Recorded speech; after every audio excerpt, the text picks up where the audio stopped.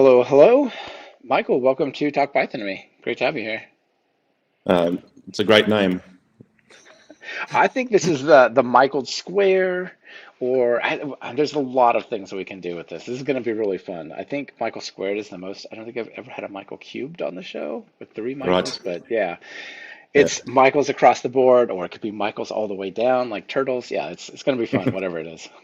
Yeah. No, thanks for having me. Yeah, you know what? I saw your article and I thought, oh, we got to talk. So you wrote an article called Hyper Team Software. And right before that, I wrote a blog post, an article called Hyper Personal Software. And we were both, I could tell we were both thinking kind of in the same ways. And your article riffed off of mine. And so I thought, well, let me try to do a little bit of like technical jujitsu here. You wrote an article off of mine, and I'm going to have you on the show to talk about your article. And like I said, Michael's all the way down. Yeah. No, your article really resonated when I had a look at it the first time. Yeah, well, thanks. So we're going to talk about, we've got a couple of names here. So mine was hyper personal software because I wrote this for me. Yours is hyper team software because the same concept applied to the enterprise honestly is way more powerful than anything that I'm doing. Although I'll talk about some of the things I'm doing and people can decide that. But the potential for what you can do to make companies better and teams work better is tremendous. And I honestly feel like it's an opportunity squandered for a lot of folks. So hopefully you can inspire them to, crack the door open a little bit and see what they can do. Before we get to that, though, Yeah. Well, I guess yeah, go ahead. coding assistants have changed things like the app. They, No, like coding assistants are changing the world pretty quickly, right? So in good ways and bad. in good ways and bad, and over again, right? For example, 6 months ago to today could be a totally different experience of how things work or how well they work or what's possible and so on. So yeah, it's Yep. just, I don't know, it's a weird time, Michael. It's a weird time. It is a weird time, especially when you've been doing it for a while. It's very weird. Exactly. I mean, I've been programmed for over 25 years in tech, and I feel like you must be in a similar time journey there. And Yep. yeah, I don't know, weird. Just so many times I've seen technology come up that, oh, this is the thing that's going to kill programming. This is going to be the end of programmers. UML, drag and drop, Visual Basic, low code, no code, etc. And all of those things are fine, but they're absolutely not the end of software. I don't think coding agents are either, but they're certainly the biggest dent that they can put into software as anything that's come along before it. Yeah, the speed and scale is sort of interesting, but sometimes you can just do a lot of bad things much faster. Yeah, I mean that's a big debate, right? Is are agentic coding tools, are these amplifiers or are they Yeah, skilled little separate things that do their own work? I think there's a case to be made for amplification to a large degree. yeah. Before we get into all that, let's just hear a little bit of background about you. Like, tell us about yourself. Sure. I started off sort of academic life as doing a PhD in computational chemistry. I've worked in quantitative finance for a long, long time. And more recently, I started the data booth consultancy thing. So just the brand for me, working as a single consultant. And I've been doing that sort of coming out of COVID. I decided to do something different. So yeah, about the last 5 years, I've been doing that. Very cool. Computational chemistry, huh? So, Yep. are you familiar with a program called Hyperchem? I think I am actually. That's pretty Bro, old we're from talking memory. 90s. I mean, I think we're talking 90s. Yeah, yes, definitely 90s. So I finished my PhD in late 90s. I vaguely remember the tool, but I vaguely remember chemistry now as well. I studied a lot of chemistry and loved organic chemistry, and I found this program called Hyperchem, and it was just so incredible. It was like the Google Earth equivalent of like complex chemistry, and wow, was it a neat thing to play with. And I figure, maybe it's like right around similar time frame. Yeah, I certainly, yeah, I do remember it now that you mention it. Organic chemistry was my most unfavorite element of chemistry. That's why I did theoretical, because experiments are much easier to control on a computer than real life. And organic chemistry, it smells bad. It does. Honestly, I would tell you that probably is the reason that I didn't work in chemistry is like I'd get headaches all the time from like the super volatile chemicals and stuff. I'm like, if I did this every day, I don't know what this would do to me, but it wouldn't be good. So let's go do math. Math doesn't hurt Yeah, I stuck to math. physically.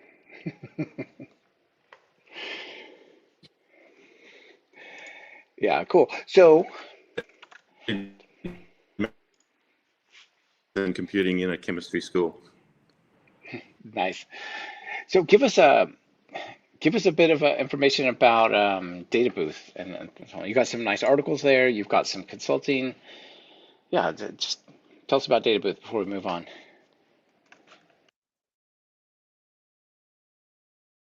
Yeah, sure. Uh, so as I said, for a long time, so I thought, and I'd also before this been reviewing a lot of models and things that are used in finance. So I thought it'd be nice to actually build some things again. I sort of identified data science as a place to hang out. I did a boot camp in Oakland actually in 2017, and just decided this was sort of a growth area. I think that conclusion was correct, as it turns out. Uh, but uh, Use a single, and but I still wanted to just have a go. It's the first time I'd done something on my own, and I've had a chance to do some interesting things. So I worked with a lady who does experiments with horses, for example, and she trying to understand when a horse is stressed, for example. She had a Raspberry Pi based experiment. I wrote code to control the experiment, and then I wrote the code to analyze the results. So I guess being small, you can make choices to do small projects. And for me, that was helping out somebody doing fundamental research. And I guess it got me back to my roots a bit. So I've been able Yeah, to do something exactly. like that. And then I've been able to do stuff yeah, in finance. Again, I worked for a small media company at one point as well, helping them do some analysis. So it's been fun, but it's also, as I say, it can be hard to be seen when you're small.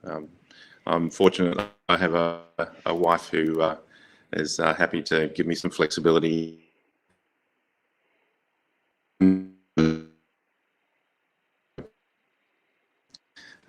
Yeah, shout out to her as being a great support. Yeah, I that's think amazing the and a very connection's important a little part. bit up and down. I think is a little bit up and down. Maybe just for a while, just maybe cut our video off and just see if we'll do a little better. Okay, sure.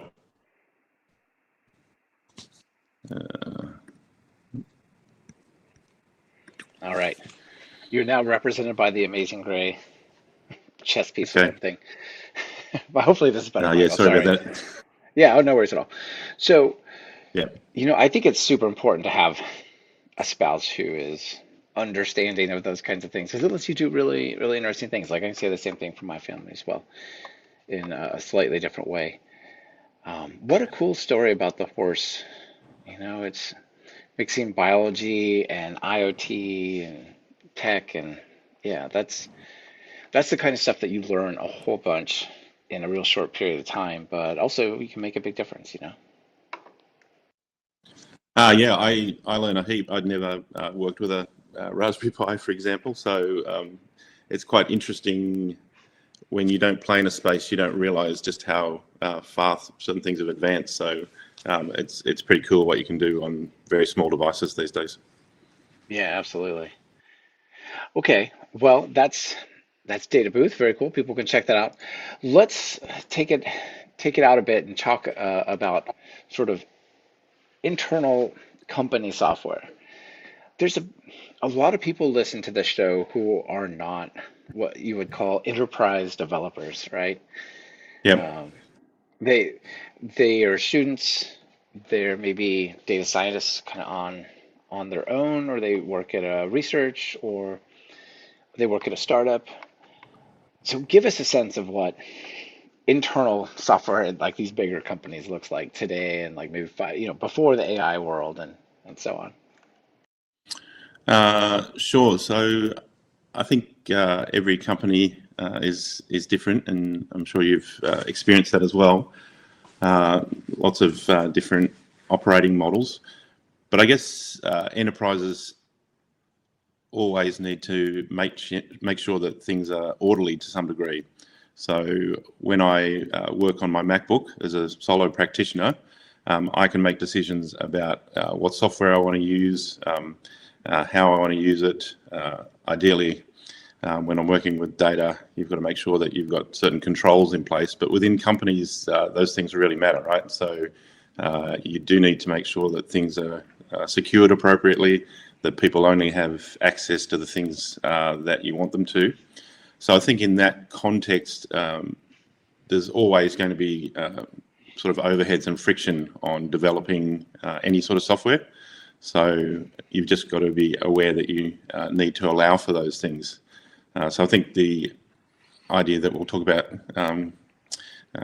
coming up is the sense that when you're actually working within a team, within an enterprise, maybe there's certain things that you can do that don't need to impact too many other people, and therefore you can achieve a greater degree of autonomy.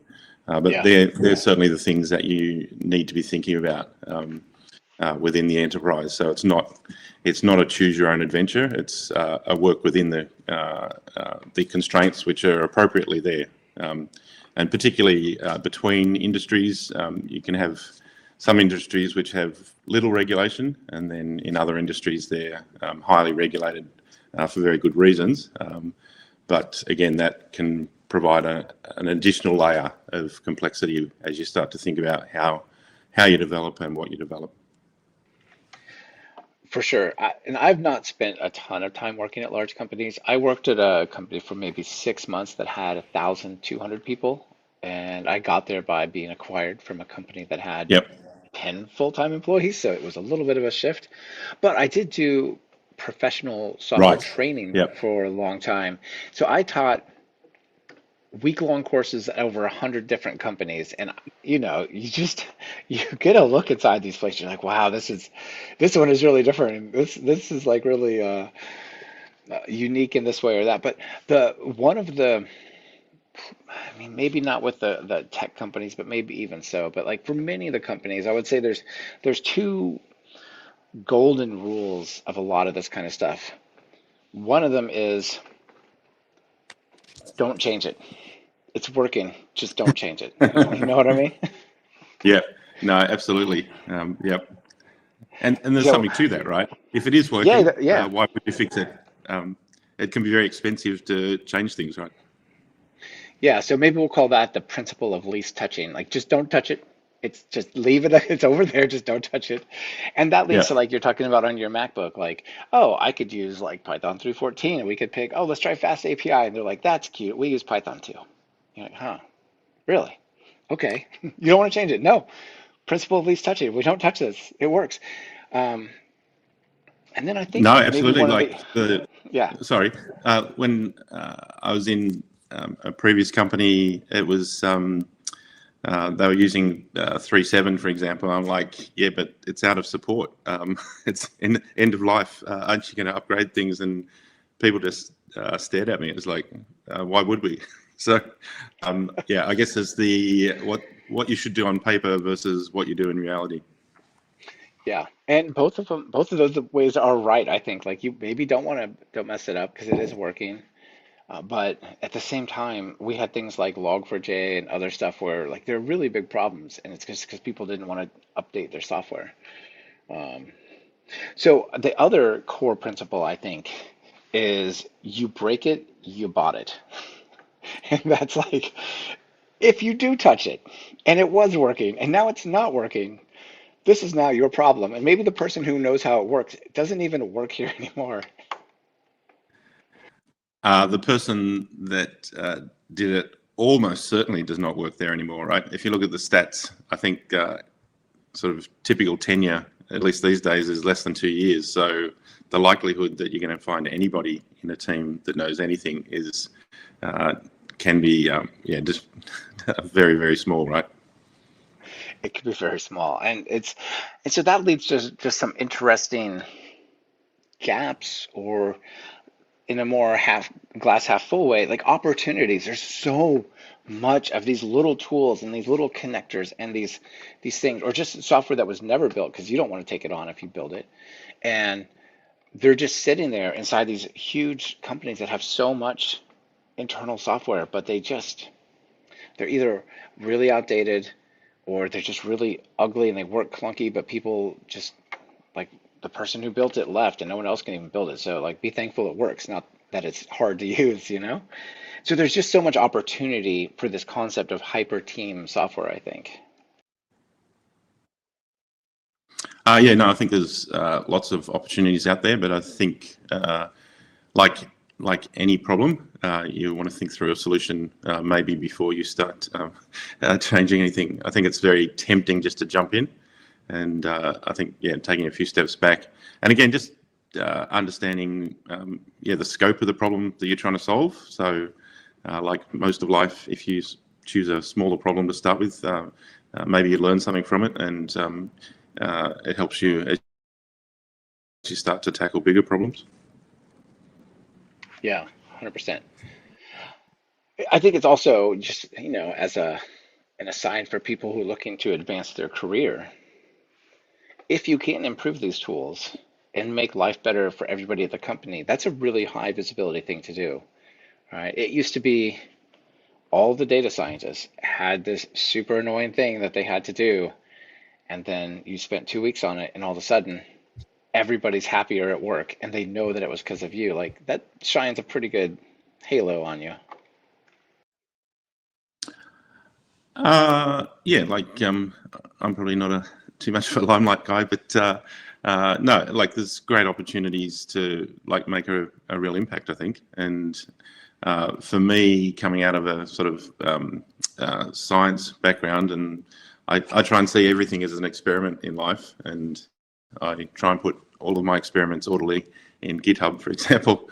I think you can move quickly and you can experiment and you can identify the paths not to go down, so that you can actually work out the paths that are worth pursuing. And to your point, there are opportunities to be seen, and you can move from that. Oh, I just wanted to draw a diagram on a piece of paper and convince you that this was a good idea, to, well, here's the working prototype or proof of concept, and we actually now can have a real discussion rather than a hypothetical one. That's so interesting that you bring that up, because one of the things that I found really challenging working at bigger companies, even not huge companies, so just in general, is you can describe something and people go, oh, maybe that's nice. You can tell them you can do it, and they're like, yeah, probably you can. But then you just take a little bit of time and you show them, like, no, look, it's not, I could do this. It took me 2 hours to do this. And if we keep going on, it'll be really nice. Look, wait, you already kind of did this? Like, this is actually really amazing. And I really think that makes a huge difference in how much trust and sort of adoption you get for like your ideas. Absolutely. Like in a previous employer, you sort of had the business analysts go, okay, let's draw up wireframes and whatnot, and then we can prove out this and do that. I'm like, no, we're not using wireframes. We're just building it because it doesn't take very long, and then people can see it, see the real thing. And that's not a critique of the sort of BAs at all. It's just the world's changed, I think, from when you used to work like that. Yeah, that's very true. And there's also this, like, I think leads into where we're going. We're going to build software in a manner that a bank could run on it, because that's our company philosophy and our culture way of working. We build solid software that's no frills, that works, versus Yeah, but do you need to do that for the log parsing thing? That's just going to help us see if the server's up. Like, no, you probably don't, but don't, you know what I mean? Like, I think it's hard for some of these groups to kind of break away from treating everything as like mission critical. And I think that's pretty germane to this conversation, you know? Yeah, like I think you need to work out what mission critical actually means, right? And whether certain things, particularly within teams, actually are mission critical, because that will sort of help guide maybe how you develop things and who should be developing them. But I think maybe just picking up on the logging comment there, if I understood it correctly, uh, the argument used to be that putting in sort of baseline good practices was expensive, and I think that's also changed. So the effort to put logging into a piece of software is like almost trivial these days, right? So I think there's a whole bunch of things where people go, oh, we couldn't possibly do that, or maybe that isn't warranted. But if it doesn't really cost you anything, in my world, why wouldn't you put it in? Like if it's a Yeah. pointless piece of functionality, then fair enough, right? We don't want animated GIFs in everything, but yeah, there's just basics of good software engineering that I think you should put into sort of any tool that you're developing. Yeah, that's a good point. You know, it used to be you would build software and you might have some kind of team lead review it for security or run bandit against it or something like that and hope that it's kind of okay. I mean, you don't call this function wrong, like um, print sprintf or something, or you know, Yeah, the unsafe version of YAML load, whatever, yeah, right? Those are the kind of things that you should get checked. But now, I mean, we basically have Mythos as a co a coworker. You know, if we yeah, subscribe to Claude Code or the new ChatGPT stuff or Codex, yeah. and you can just say, look, do a security review on this. And what used to take like 2 weeks in a $20,000 pen testing engagement is now like an hour or less. Yeah, no, it's pretty crazy. I think you, of course, still need qualified experts to review the results, right? So you don't want to outsource your thinking, I would say, to a machine that's very good at multiplying and adding matrices together very quickly. So Yeah. uh, the machines bring a lot to the table, right? But I think, yeah, even if you're doing those sort of reviews, you want to leverage the machine's capability, not just completely rely on it. And I think that's one of the things that we talked about, good and bad at the start. I think that's one of the things where I get slightly concerned, where and people seem to be yeah, outsourcing their thinking. Right. They That's not across the turn board, off but their I think critical it, thinking. Yeah, 100%. yeah, yeah, yeah, yeah. Um, yeah, it is interesting. I noticed the University of Washington teaches a course now on critical thinking, which is somewhat interesting, right? Why would you need to teach people critical thought? Like clearly, you get taught critical thought through a whole bunch of experiences and courses in life, but I think it speaks somewhat to the age that you'd actually have an official course on that. That is Um, really interesting. And and I I guess think, that's what yeah, experience brings, right? right, right. The more you can sort of shortcut your way through literature and philosophy and math and so on, then you kind of, I guess, need to make it up somewhere else. No, absolutely. But I think experience plays into this a lot, right? So the longer you've been around, just the more things that you've seen that have gone wrong, right? And that's not unexpected in life, I don't think, because we all like to take shortcuts. But I think, as I often say to people, just choose the right shortcuts. Yeah. It's like, nope, this one I had to come in the middle of the night because the server went down. We don't want to do this anymore. Or the car broke down on the side of the road because of this. We're not doing that anymore. You know, you learn the lessons over time, I suppose. Hopefully, you learn the lessons over time. Uh, that's the goal, I think. As I Yeah. say, everything's an experiment. Yeah. The question So is, will you learn from the experiment? maybe, Maybe you'll learn. Not 100%. There's no guarantees. I do want to put one more, before we jump into the details of your article, Yeah. I do want to put one more concept out there for people that I think can sometimes get lost in the fray as well. And that's the concept of competing against non-consumption. So for put it in context, for my example of like, oh, we have a pen tester now that can work on this thing. You would hire Yep. a pen tester for the most important part of your software. But your little tiny like expense tracking tool that Jane from 2021 wrote and then left the company, you're probably not going to hire a pen tester for that. But now these days with these tools, you can quote hire a pen tester for it, and it takes half an hour. And it's not that you probably should have hired, you probably should really use like a real person. Like there was never going to be a pen test of that at all. Yeah. And now there can. Like there will be for the real software maybe, but not for like these little internal tool things that like I think we're going to talk about. So I think this concept of competing against non-consumption is worth keeping in mind. No, I think it's a good point. I guess the question still is, would you, is there a case to actually use the machine for that? And then if it's sort of free, then I guess why not? But there's still lots of other things that you might investigate, right? So do you actually want to spend some of your token budget on that even? So I think, again, it's thinking well about problems and going, what are the actual pros and cons here, or what are the risks that we're trying to mitigate? 100%.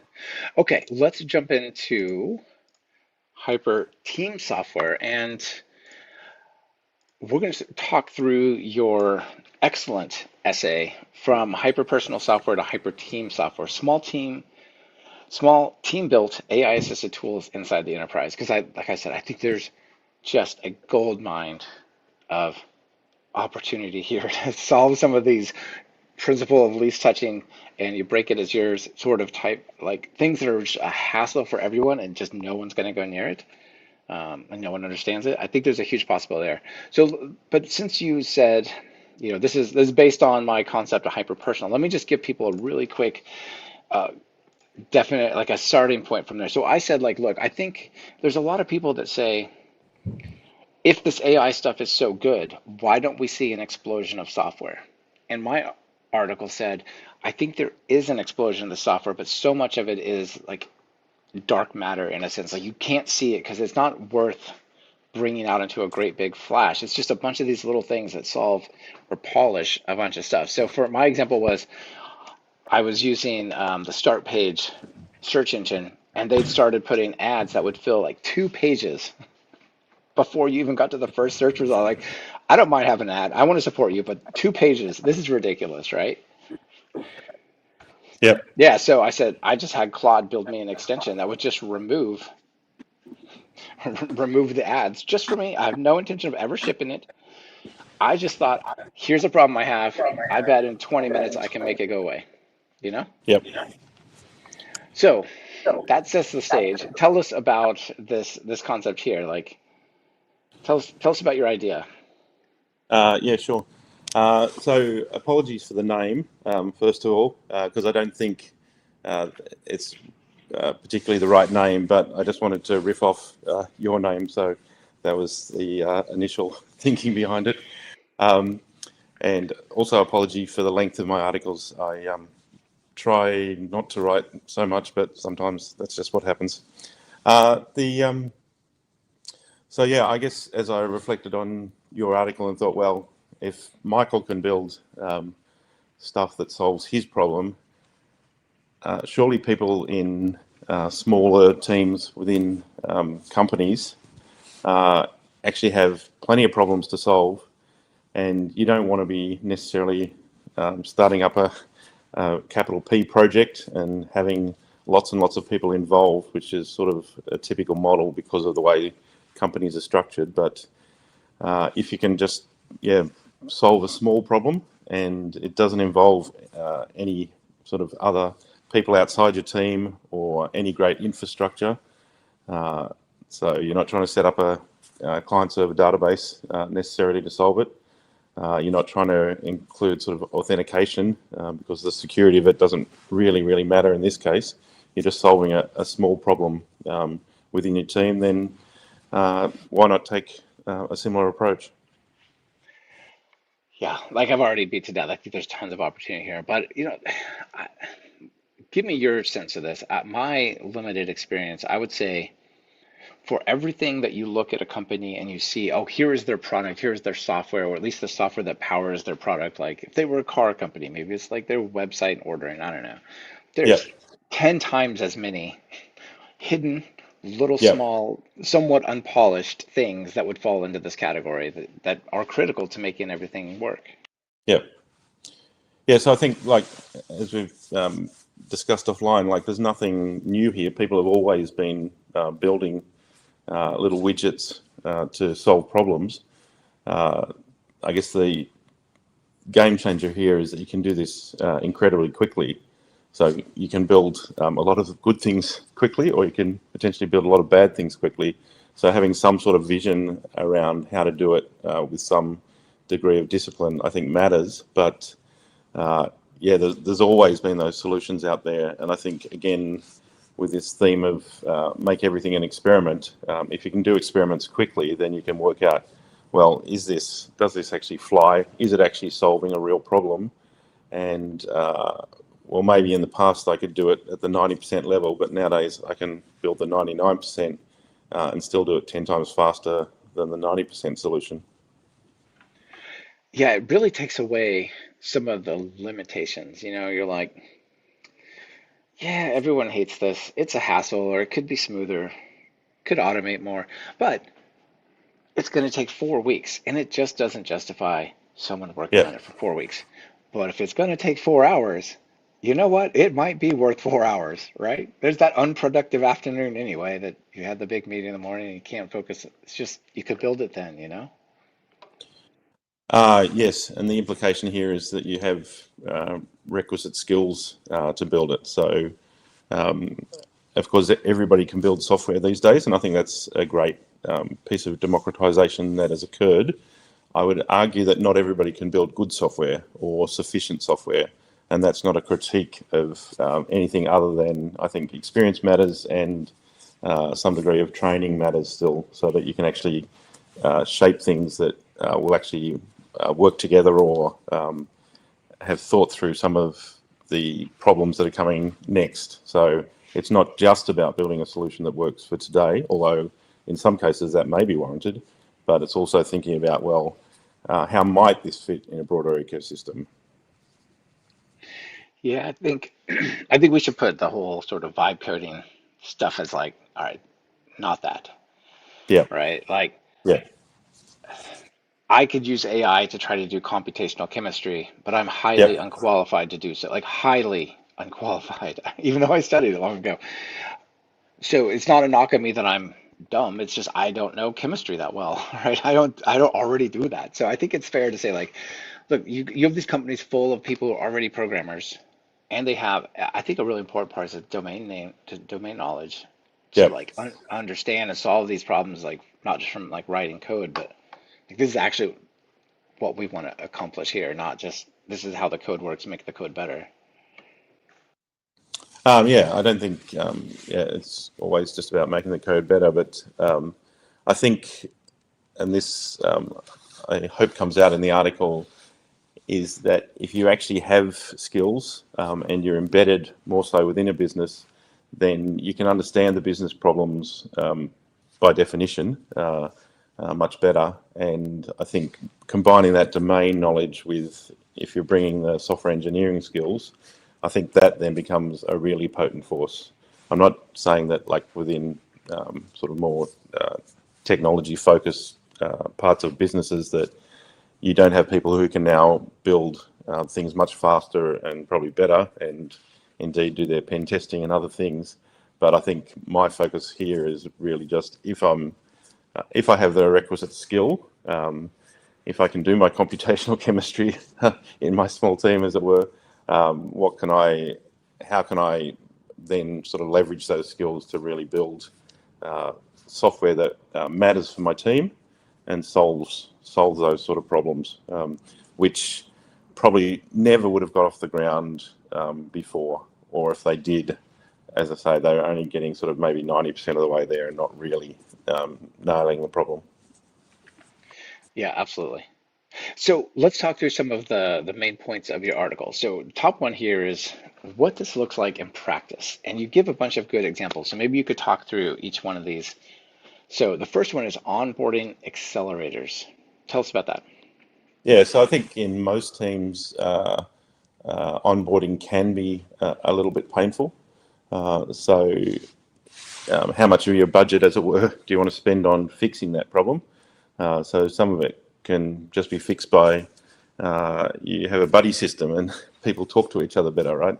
But in other ways, it may be technical setup, and if you can actually develop a script which runs for more than one person on one day, so you can build in that robustness where a script might have used to have failed. You can now sort of just accelerate that onboarding, and everybody then is on hopefully a very similar footing, which helps as well. So you don't have the it works on my machine only problem. This is great, and it's such low-hanging fruit. And I'm sure people can tell that I'm excited about this idea. But just as you describe that, like I'm like, okay, and we could do this and this and this. So for example, I imagine a typical onboarding is here is a wiki, go read the setting up your machine, select Mac or Linux or Windows or whatever you're doing, and then Yeah, go down the script, right? You're like, okay, well, do that and then we'll see you at lunch. That's one way. But with some of these AI tools, you could build like cool little scripts that will go yeah, along and do a lot of it, but also do things like check and make sure that you have the right service pack because we're not going to allow you to run this old version of Windows and then install this connection to our database potentially, even if it is Q&A or whatever.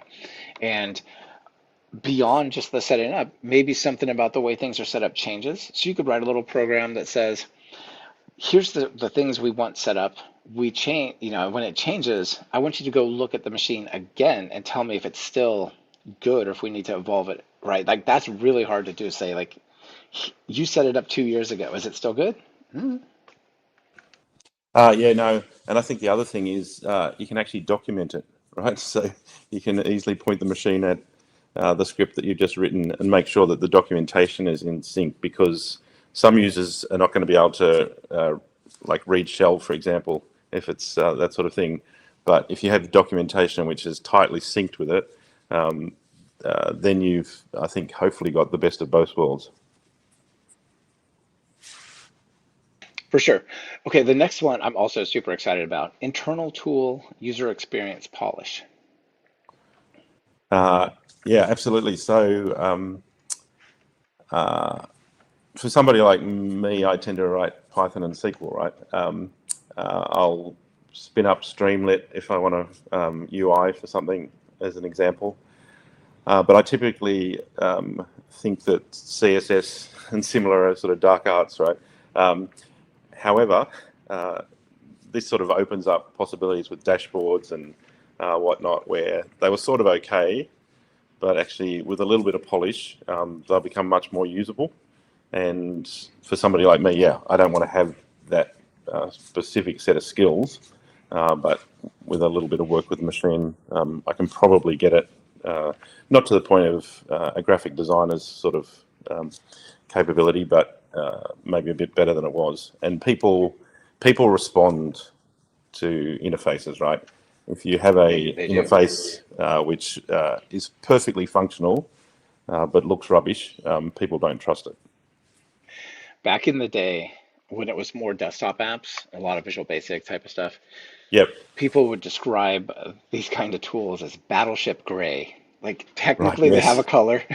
They're Yeah. Yeah. just don't care about how they look. They're just gray backgrounds with black and white bits, like maybe a green button if you go crazy. Who knows? You Yep. know what I mean? No. And it was No. just uninspiring. No. Absolutely. I throughout my career have done a lot in Excel, right? And one can argue the merits of that, and I think there's lots of reasons not to like Excel. However, lots of people use it. So I think if you're working with end users who do have to use it, then even in Excel you can make a UI which looks not too bad, or you can have one which is just completely horrible. So I think doesn't matter what you're developing the tool in. If you can polish the interface, you can get some much better usability. Yeah, absolutely. And it's simple things like you got to enter all this stuff in order, but if you enter it in the wrong order, it's really hard to change it.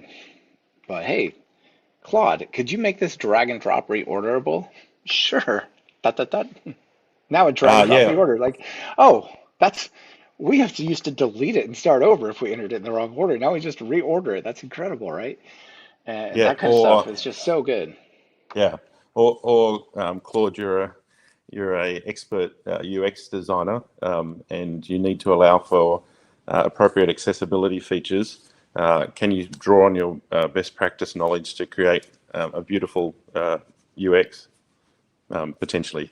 I Yeah, haven't that's done a that really good one. experiment, but I suspect it probably works. It would work fantastically. You could say like, look, I think we wrote this website, and I don't necessarily think it's accessible to blind people. Yeah. So could you go through and just look and see what's not great and just fix that for me? Or if you need help, ask me, but probably you can fix 95% of it. Like that kind of stuff would be great. Yeah, and again, I don't think this is a call out to get rid of all UX designers. I think it's to say to the existing UX designers, how do you work with the machine? And rather than you only had time to polish one dashboard or whatever it was, now you can polish a whole heap of them and get consistency where it's appropriate and things like that. So I Yeah. people are nervous, right, around the AI is going to take my job stuff, right? And I feel that, and I see that as I sort of go around places. But I think that's the wrong mindset, and I'm trying to get the the view out there that you can work with the tools to get really good results, and but you can't not do that. You can't say I want to live 5 years ago because that world's gone. For better and worse. Yes, I totally agree. Yes. I think again, this is a case of like potentially competing against non I forgot the term I was using, non-consumption. So Yeah. th it could be this is a tool that was just never was going to get somebody who knew about Yeah. accessibility to review it. And now, since it's basically free to ask, you might as well ask, like, could you just make that a little bit better? Because we do have some folks in our company who would really benefit from that, right? Yeah. Because the people who work on the accessibility, they're working on the real website and the real tools, you know what I mean? Yeah. No, absolutely, absolutely, and again, it opens up opportunities for inclusion, right? So, yeah, I think that's very exciting. Yeah, absolutely. There's so many cool things like that. All right, decision pack generators. Yeah, so typically you've always got packs going to decision makers and governance forums, and cut and paste and all those sort of awful things can both introduce errors and just be time consuming. So I think the ability to pull those sort of materials together in a automated way, which you probably would never have done because the cost of that was just far too high compared to the effort and result you're after. So I think again, whether it's a script which is automating some sort of PowerPoint thing, again, avoid PowerPoint at all costs if you can. But yeah, anything to pull together packs which make it accessible to people that have relevant linkages to other documents and stuff. There's just a lot of opportunities there. I think that's a huge opportunity, actually. Yeah, agreed. Hyperteam databases. So before you jump into this, I think Yep. one of the big areas that is not solved with AI very well, Yep. maybe almost at all, is operational stuff like DevOps.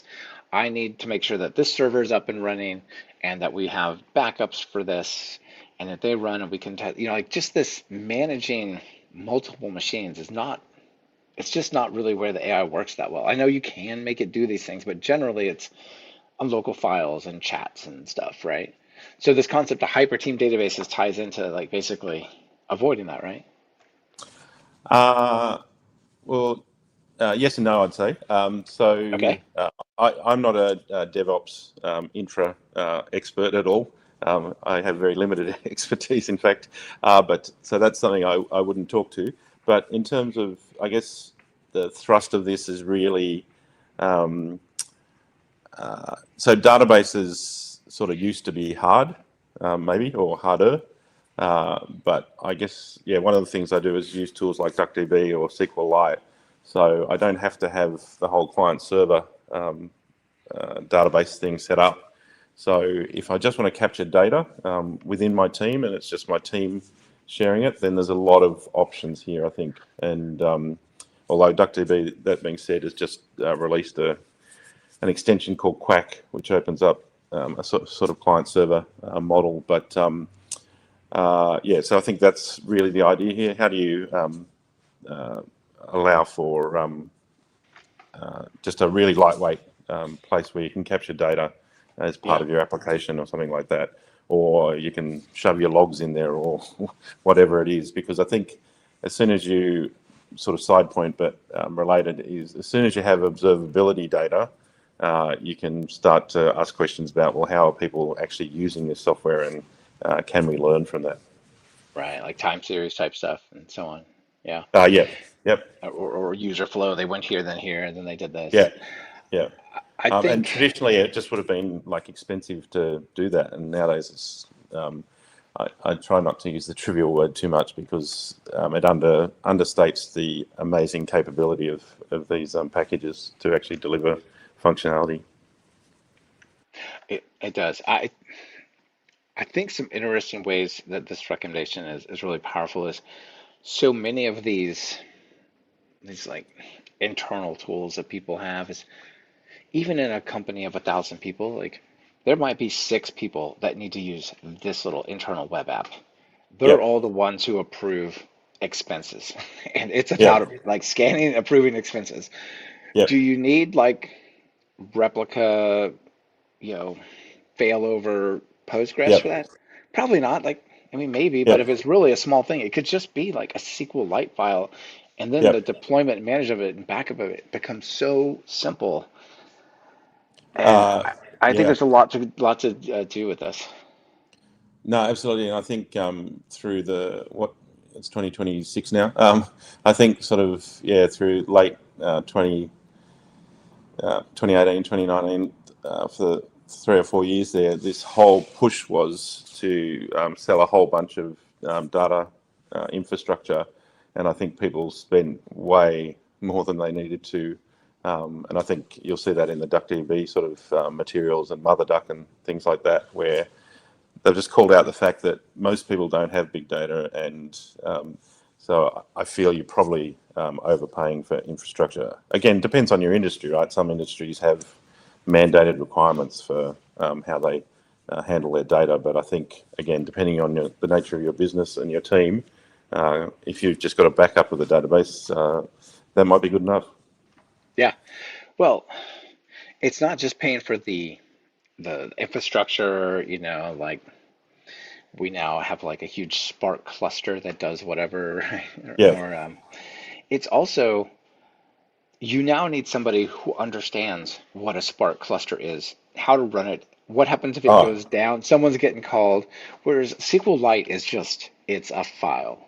If the app is running, the SQLite quote database is also running in process, you're good to go. yeah. That really like fits a lot of these apps well. Yeah, but I think the marketing arms of some of these big data infra places just it's I don't know whether it's they're selling FOMO or what, but I think you see a lot of suboptimal decisions in that space. I 100% agree with you. I think what they're selling is the ability to like dream big. Like when we get a petabyte of data, we're going to need to be able to ask questions about it. Like, yes, maybe, but you just launched the site and you don't really have any users yet. So Yeah, later, maybe not. when you get there, that'd be a great idea. But like, don't kill yourself with that kind of stuff early, right? So anyway, that's I think that's neat. All right, template app patterns. This one is I didn't expect this one. Tell us about this. Yeah, so this was just as I played with some things, it occurred to me that maybe it would work okay. So It doesn't have to be TOML, YAML, whatever your favorite language is there for config. Um, yeah, I think depending on what you're doing, you might find that there's just repeatable patterns, and so rather than having to build 10 different little applications, you may just be able to, again, extract the relevant things out into config and have a whole suite of applications which are pretty much the same architecture, do very, very similar things, and you're just tweaking the config. A lot of these big internal companies, they're like, you have to talk to this single sign-on thing that we have, and you have to log to this thing that every app log. There's just like this repetitive stuff, and it seems like it's pretty valuable to document that. Yeah, and again, depends on your industry, depends on internal policies and stuff like that, and those policies can be very well founded, right? But if you're not doing that, why would you invest the money? Because it all comes down to money, right? There's costs, there's real costs to all this stuff. So if you don't need the bulletproof solution, then go with the one that gives you 99% uptime, as it were. Yeah, absolutely. And that someone who is not an expert can continue to manage. So Yeah. let's talk about upside, risk, and unicorns. So what's the upside here, you think? We talked about some already, but give us a rundown. Yeah, like I think you can just move faster. Everything's an experiment. You learn quickly, you fail quickly, you refine, and you decide, yeah, do we move forward, or is this just an experiment which taught us that this is not something that we want to do, or as we did it, we discovered that the team down the road has actually solved this problem, and we'll just borrow what they've done. So, but I think sometimes getting away from that piece of paper where you drew a diagram which nobody can quite decipher to, well, here's what we're thinking about, and the people can react to it and go, yep, we've already done that, or no, that's a great idea, and you guys should pursue that. The autonomy thing, I think, matters. I think autonomy isn't a bad word. I think it can be viewed that way at times, but I think, yeah, taking charge of your own team's productivity is not a bad thing.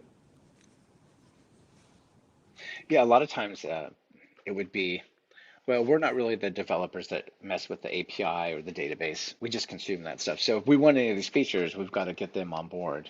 Whereas here, it's like, actually, we can just build enough of our own stuff, or maybe it's, yeah, but that part of the application is written in Swift. No one here knows how to write Swift. Well, you know what? You could bring Claude in. Claude could help you work through that portion, right? Get that integrated or whatever. So I think there's a lot of power to the autonomy. Yeah, and some things aren't that critical within an app, right? So uh, if the UI is sort of good enough, then um, maybe it doesn't matter about having that skill. But if you have the skill for the sort of internal engine bit, maybe you can work well enough. Hmm. I think another one to throw in here on the upside is the getting over the fear of you touch it, you break it, you bought it kind of thing. Because if you're not the one who wrote it and the person who wrote it left, there's a lot of unknown. But one thing that Claude and those other agentic tools are good at is just study this application, tell me what it does, and what parts are involved in trying to add feature X. It's really good at that. And then you could scope the problem much smaller, like no one understands it, to, well, no one's worked on it, but this looks pretty straightforward, and here's all we got to do, you know? Yeah, no, the explain functionality is quite amazing, isn't it? But equally, if you're going to explain it, why not document it and Yeah. and keep your document in sync with your code, right? And again, the excuse that, oh, we don't have time to document, it's like, well, really? If the machine can sort of get you 95% of the way there, and you actually review it and just tweak it, then it feels like a win-win to me. 100%. It's like if I can just kick off Claude or Codex and say, spend all the time you need to document it, and here's the format where it goes, and then I switch another tab and just go do something else, like Yeah, You should have documentation. yeah. But But it's not the all. thing that if I Good. can butt in for just a sec, because I feel quite passionate about this one. I always, as part of the README or whatever, do well, what are we doing? Why are we doing it? And how are we doing it? Because I think that framing is quite often missing from technical descriptions of things. So the why is pretty important, I would say. Yeah, it absolutely is. All right, not all perfect though. Hidden risk. What are we talking about here? Uh, yeah, like I think any sort of software developed by end users within organizations is, if not done appropriately well, can just introduce a bunch of risks. So unknown dependencies, I guess, is just the idea that, yeah, you don't necessarily, I'm not talking about Python dependencies here, I'm talking about you just don't understand how things interact. So I think if your tool there's dependencies there between tools and stuff, you just want to make sure that they're well understood, and that may not be immediately obvious. Ownership sort of matters, right? In terms of, you do want somebody to own a tool. Can you have a team owning a tool? Well, maybe you can, but I think you still want that sort of clear ownership.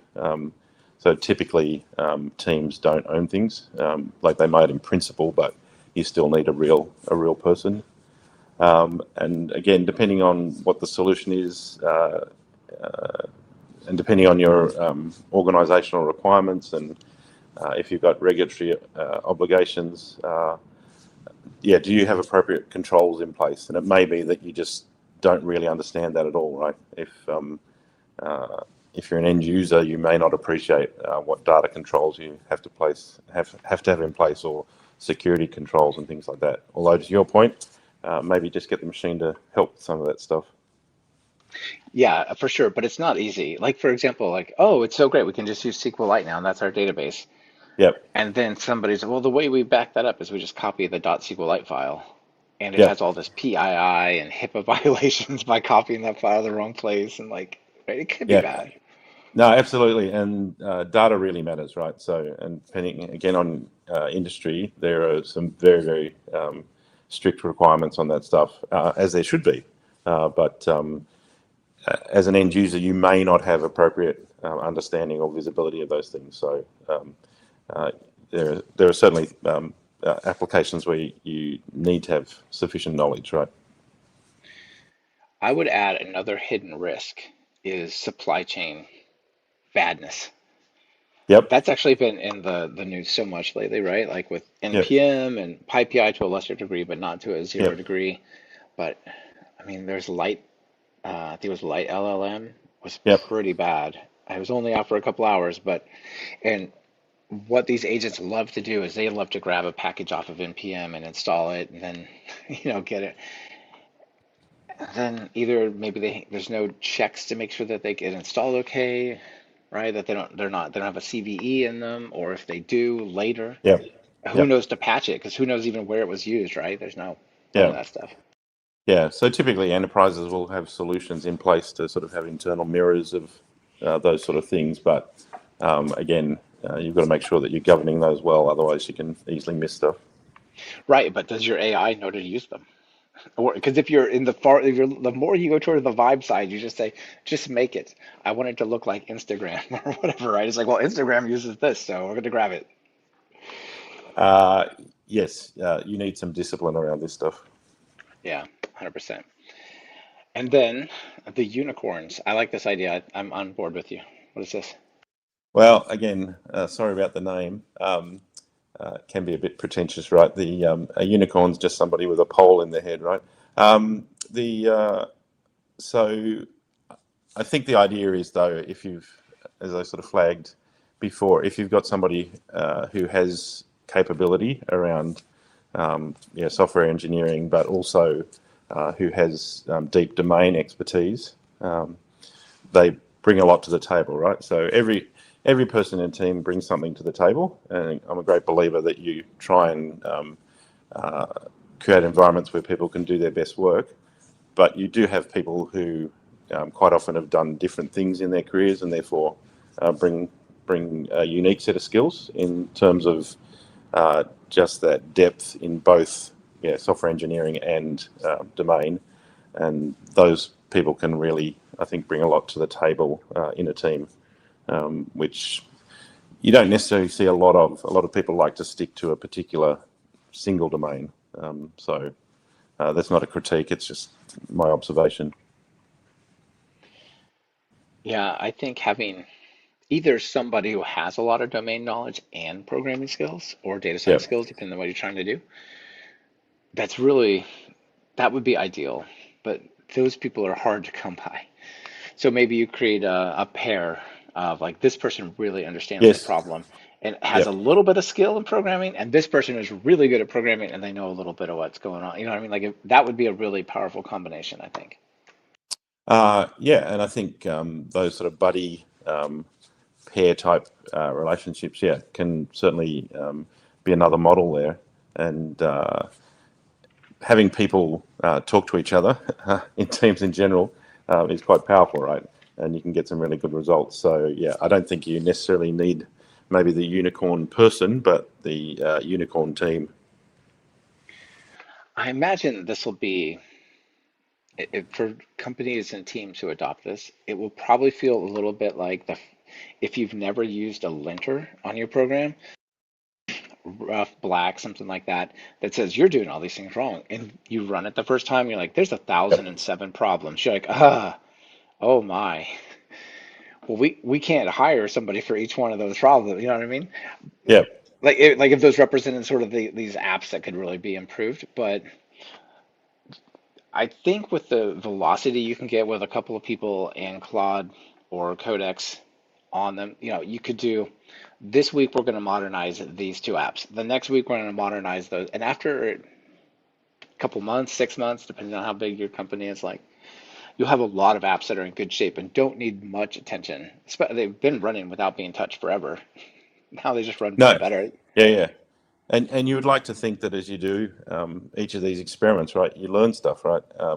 So I'm probably going to use rough, for example, but uh, you build up best practices, right? So there's no way I let a coding assistant run without locking it down severely, right? So, and I think using your roughs and your TYs and MyPies and all that sort of stuff allows you to constrain the machine so that you're building a much better product each time. And I think as you take those learnings out of the process, I think you can uplift the quality of the software that you're building, having really good tests there. So just all those, what I would consider very basic software disciplines, enables you to move both faster and better. Yeah, that's really cool. I totally agree. I think you should tell your agent it can't move on until rough passes. It Yep, can't move on until TY or Firefly or whatever you chose to pick. yep. And you set up the config files to like, this is how we work in our organization. We format it like this, we do this, and so on. And then it has to write code that conforms to what you're supposed to be doing, right? Because the tool will tell it, no, you're not done. Like rough returned code 1 instead of 0. Try again. Yeah, and I think that with those disciplines, which move you away from maybe your vibe coding sort of view of the world, um, it really does allow for some pretty good software to be built. But like most things, if you're not scrutinizing it appropriately, you're not applying your critical thinking skills, then you sort of are asking for a few problems, I would say. Yeah, indeed. All right, you put a little decision tree down here. Yep. Talk us through what you think, where you think this is a good idea and where people should maybe not do it or so on. Like walk us through this. Yep. So big Mermaid fan. So the diagram's down below, but uh, yeah, like if you're not solving, I used to have a boss who said, if you're going to solve a problem more than twice, then you should automate it. We can argue the merits of that, but there's something to it in terms of just thinking about a problem. So in this case, yeah, are you solving something that's causing some friction, right? So why would you solve a problem that is frictionless? Um, And sort of as I flagged before, yeah, do you have an owner? Like, does somebody is somebody going to care about this problem to the degree that they will actually take ownership of it? Because if you can't find an owner, then maybe nobody cares about it. AKA, if it Uh, stops working, will they make it work again? yeah, yeah. Um, can we explain what it does in 2 sentences? Well, again, the machine can help you with that, but if you can't articulate things to your stakeholders, then why should they care? Um, and if you're, I think it's in the Unix world, you sort of have the philosophy of a tool, a command line tool sort of does one thing well. I think, again, similarly here, you're trying to make sure that whatever tool you're building is very, very explainable. Do we know how to disable it quickly? Yeah, can we turn it off? So I guess most of the tools that I'm thinking about here are deterministic. So I'm not talking about tools that are necessarily generative AI powered or something like that, because you definitely want to kill switch for those. But yeah, just if you turn it off, is anybody going to notice? And or if people do notice, can you turn it off and quarantine it appropriately? Yeah, I think Um, sort of along the same lines here as a parallel would be, could you get it back to the way it was before? yes, yeah, absolutely. And again, I think documentation can be a good control around some of those things. You're just not writing the documentation for quote unquote the tool, but maybe making sure the process and the problem that you're solving is well articulated. And the other one there, and maybe the other ones in the article, I can't remember exactly where, but just, yeah, does it require that database thing? Yeah, yeah, And also, do you need to do some sort of authentication? Because by the time you're doing authentication, it feels to me like within the enterprise that somebody probably should be taking a look at things more closely. It's not impossible that you may not want an authenticated tool within your team, but you sort of got to talk to people in other teams typically if you're doing authentication anyway. So that may be a sign that you're getting outside of, not that the tool necessarily is a bad tool, but it's time to talk to others. it might be a software project, not Yes, just a afternoon project. yeah, absolutely. Very cool. Well, Michael, we're pretty short on time at this point. I mean, there's a lot more Yep. we could talk about. You can see I have many tabs. There are many I'll say tabs hi on again my. now. Yes, I think exactly. the internet's stable. Good. Yeah, it seems like it's been better. Yep. So this has been really interesting, and I think it's going to give a lot of people a lot to think about. I guess give us your thoughts about if there's a company or a decision maker at the company, really is probably the right way to like this will envision will like Yeah. manifest. If there's somebody who's like, no AI at our company, Yeah. I feel like they're missing a big opportunity and it's not a huge risk. But what would you tell that person? Yes, it'd be interesting to look at the statistics on how many companies have not embraced AI to some degree. So maybe it's a little bit of a straw person hypothetical now, but yeah, I don't have great enough visibility to know the numbers. But you've heard me say the experiment word a lot, right? So I guess it's experimenting within your risk tolerances. So in other words, just try some things within the boundaries that you're comfortable with, right? Do some experiments. I think for a lot of people, if you haven't used an LLM firsthand, you tend not to believe it's true. Yeah. When I first used one, I'm like, oh wow, I can write a menu plan for a week with the help of a machine, or I can plan a holiday. And I think I was talking to a mate actually during the week about this because he literally has not played with them, and I'm like, just do an experiment. Go and say, what should I do for my kids' school holiday plan, right? Because I think, yeah, until you've done it, you don't sort of believe it. So I sort of started with the autocomplete, and I'd do pd.read CSV, and amazingly it would autocomplete, and it's like, wow, this is crazy. And then I started to use Perplexity for the first time a couple of years ago. I'm like, you got to be kidding me. This can't be real. And I think as you start to work with the machine and get that comfort, you start to go, I think there's a whole bunch of problems that we could solve. So I would say, yeah, experiment, and then maybe partner with someone that is looking to help you solve your business problems, and be a trusted partner, not somebody who's just trying to extract some money out of your company. So, Yeah, there's so um, much of that right now. It's such a the whole industry is full of grifters like selling you like the next best thing. Like I get probably 10 emails a day like, have you considered using AI to accelerate your company? Like, yeah, I've considered it. Go away. I don't want to talk. You know what I mean? And yeah, I it's so bad. apologize for those emails. I won't send any more. No, Uh, I'll add a couple of things here to these little internal apps, and this is why I was so excited about your article, is they offer an opportunity to experiment in the smallest, lowest risk rung of working with the stuff in your company. It's you might have 1,000 people and 1 million customers, but here's the app that only 3 people in your company use, and it could make their life better. Like try it there, right? That would be amazing.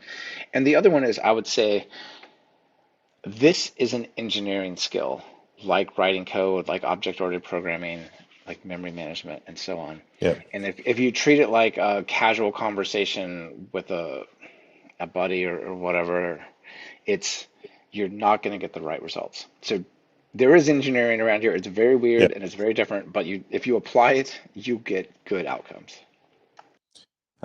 Yeah, like I have a close friend who's a lawyer, for example, and I say to her, yeah, just experiment, right? Because like if you run the same problem through the same machine multiple times, you do get different answers, right? So you've got to understand what LLMs are good at and things like that. But as you develop confidence in what's actually being produced, and that trust builds, I think you'll actually start to solve some interesting problems. But if you don't experiment, you won't know. There are many levels. There are many levels of which this can be employed and are awesome. And you can just start easy, start low, and then like I said, experiment, try it out, be careful, and yeah, it'll be fun. All right, so here's the final word. I'll give you the final word. Just people getting started, what advice do you have for them? Uh, yeah, so there's lots of hype out there. Ignore the hype and just try something. Uh, in enterprises, most people have access to like a Copilot, a Microsoft Copilot, or maybe if you're on the more tech side, GitHub Copilot or Claude Code. I don't think it matters what the tool is. Give it a go. I use a thing called warp.dev at home, and I tend to use Claude quite often as well. Uh, Again, you learn stuff by using different tools, right? And no tool is perfect. No human is either. So it's good to try different things. Yeah, it absolutely is. I'm a fan of Warp. Good recommendation. And yeah, Michael, thanks for being on the show. It's been great to chat with you. Thanks for having me. Really Yeah, enjoyed it. yeah, you bet. Bye. Bye bye.